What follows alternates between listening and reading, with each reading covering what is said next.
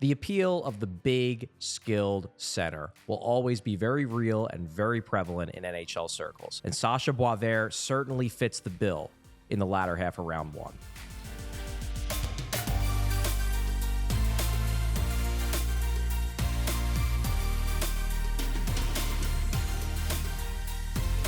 Boisvert racked up 36 goals in his draft year in the USHL, and given his physical traits and the projectability that he has down the middle, it would not be a shock at all if he's taken at some point on day one. So what are Boisvert's biggest strengths?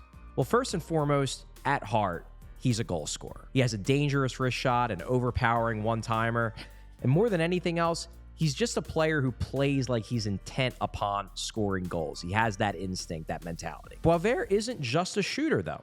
He has puck skills. He isn't afraid to try to dangle through opponents.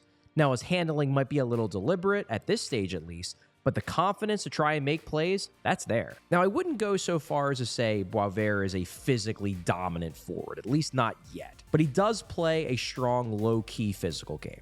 He's active in battles along the boards. He uses his size well in terms of leverage.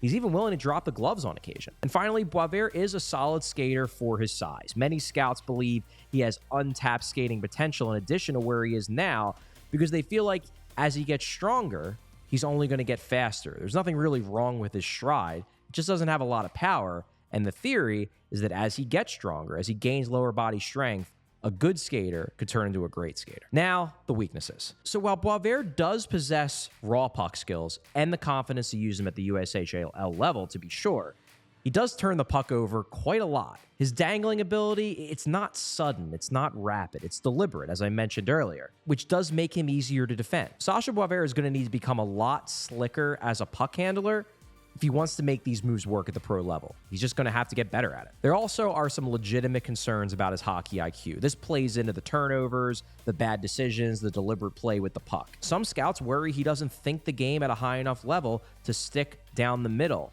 at the pro level. He certainly has the physical ability, he has the size, he has the talent, he has the shooting ability, but is he smart enough to play center at the NHL level? I don't know. And while the skating does have potential, right now it's just fine. He doesn't really have a true separation gear, and it's projection to assume that he's going to become a great skater when he gets stronger. He could, but it's not a certainty. Finally, Boisvert didn't finish out the year all that strong. He struggled in the USHL playoffs, only had 3 points in 8 games, and it wasn't the best final case to make to teams and scouts. In the end, however, I don't expect that's going to prevent at least one team from wanting to take him in round one of the NHL draft. These types of guys, big, skilled, goal-scoring centers who skate pretty well at least, they don't tend to last long on draft day. That said, the hockey IQ concerns, the concerns over whether his puck skills are going to translate, they're real worries. Given Boisvert's physical ability, his profile, he probably is at the very least going to be a quality bottom sixer at the NHL level. His floor is pretty high. But whether you think he can be more than that, it really just depends on your view of his IQ, his smarts, and his puck skills.